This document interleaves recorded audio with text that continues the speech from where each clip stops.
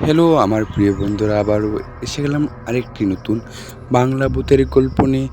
আপনারা সবাই দেখছেন হরহর এইচডি বাংলা। আজকের যে গল্পটি, এটি একটি ভালো বাংলা ভূতের গল্প। গল্পটির নাম হলো কালো শাড়ি পরা মেয়ে।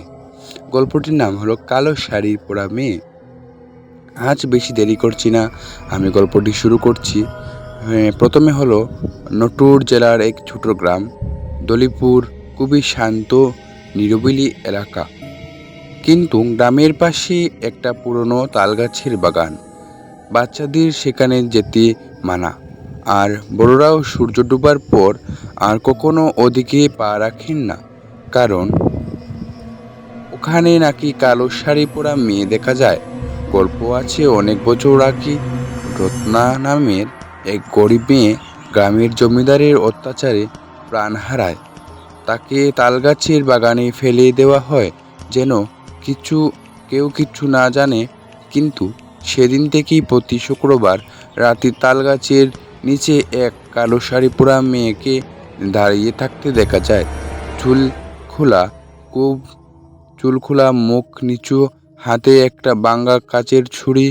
যে তাকে দেখে সে আর কখনো স্বাভাবিক থাকে না। গত বছরই গ্রামের নবীন নামের এক ছেলে সাহস করে বন্ধুর সঙ্গে গেল তালগাছের। বন্ধুটির আজও মানসিকভাবে অসুস্থ, আর নবীনের লাশ পাওয়া যায়নি, শুধু একটা ভাঙা ছুরি পড়েছিল সেখানে রক্তমাখা। গ্রামের বয়স্করা এখনো বলেন, বুড়ের আগে ওদিকে তাকিও না, ও এখনো খুঁজে নাই, রক্ত লেখা নাই। দলবলের তালগাছের বাগানে তখনও নীরবস্থা। নবীনের নিখোঁজ হওয়ার পরেও গ্রাম যেন আতঙ্কে জমে গিয়েছিল। তবে 5 দিন পরে হঠাৎ এক রাতে নবীন নিজের ফিরে আসে। কিন্তু সে আর আগের নবীন ছিল না। সে চুপচাপ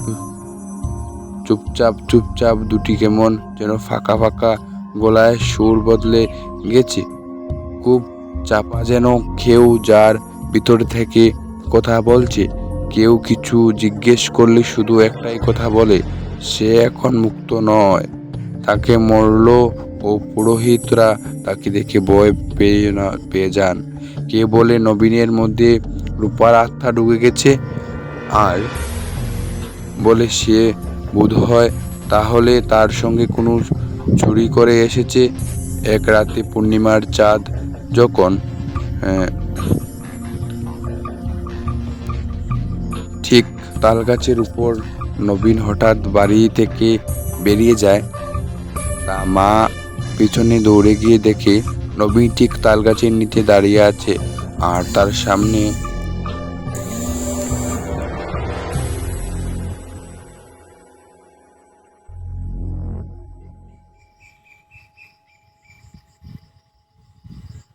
সেই কালো শাড়ি মেয়ে।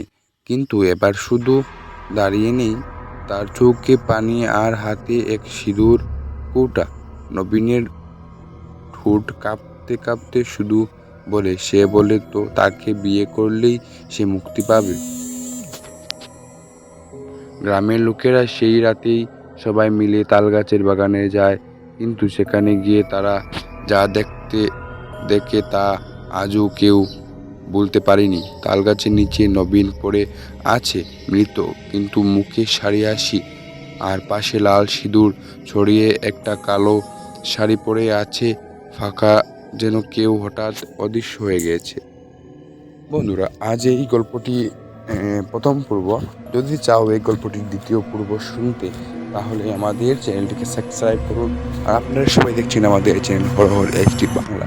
নমস্কার বন্ধুরা, আমি হলাম আরেকটি বাংলা নতুন ভূতের গল্প নিয়ে।